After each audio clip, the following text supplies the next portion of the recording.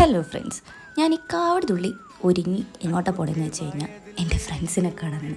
3 വർഷത്തിന് ശേഷം ജോബിളേനെയും അശ്വിനിയും ഞാൻ കാണാൻ പോവുകയാണ്. അശ്വിൻ്റെ ചേച്ചിയുടെ കല്യാണമാണ്. സോ അങ്കമാലിക്ക് പോകുന്ന പോക്കാണിത്.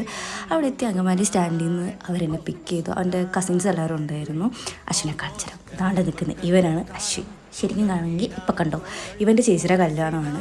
അപ്പം ഞാനും ഇവനും ഇവൻ്റെ കസിൻസും ഇവൻ്റെ പെണ്ണും ഉണ്ടായിരുന്നു. ഇവളാണ് അർച്ചന, അവൻ്റെ പെണ്ണാണ്. അപ്പോൾ വീട്ടിൽ പോയിട്ട് റെഡി ആയിട്ട് അന്നത്തെ ദിവസത്തെ പാർട്ടിയുടെ ഡ്രസ്സാണിത്. ഈ ഡ്രസ്സ് ഇട്ടിട്ടാണ് പാർട്ടിക്ക് പോയി. പിന്നെ ഞങ്ങൾ രണ്ടുപേരും കുറേ ഫോട്ടോസ് ഉണ്ട്, അതിലൊരെണ്ണം ഞാൻ ആഡ് ചെയ്തിട്ടുണ്ട്.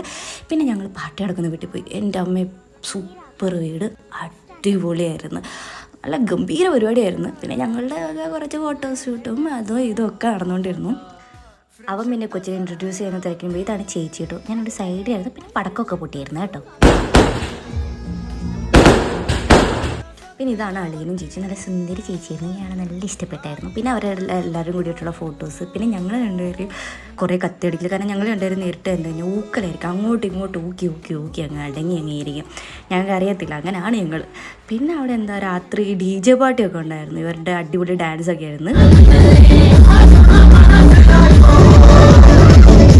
ഇനി ഇതാണ് രണ്ടാമത്തെ ആൾ, ജോബിളിയൻ.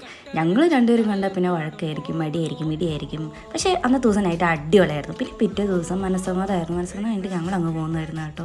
കാരണം ഞങ്ങൾക്ക് പിന്നെ നിൽക്കാൻ പറ്റിയിട്ടില്ല. ഇങ്ങനത്തെ പരിപാടിയൊക്കെ ഉണ്ടായിരുന്നു, നല്ല രസമായിരുന്നു. പിന്നെ ഞാൻ സ്വീറ്റ്സ് കൈകൊണ്ട് കഴിക്കാൻ ഭയങ്കര മടി, എൻ്റെ കൈകൊണ്ട്. അപ്പോൾ പിന്നെ അളിയനെ കൊണ്ട് അളിയാന്നാട്ടോ വിളിക്കുക. അപ്പോൾ അളിയൻ വാരി തന്നു. പിന്നെ അളിയൻ കഴിച്ചു. ഇതൊക്കെ കഴിഞ്ഞ് ഞങ്ങൾ പിരിഞ്ഞു. അവിടെ നിന്ന് ഞാനും അളിയനും കൂടെ പോന്നു. ഞങ്ങൾ 4 പേരെ വീട് ഇത്രയേ ഉള്ളൂ. ബൈ.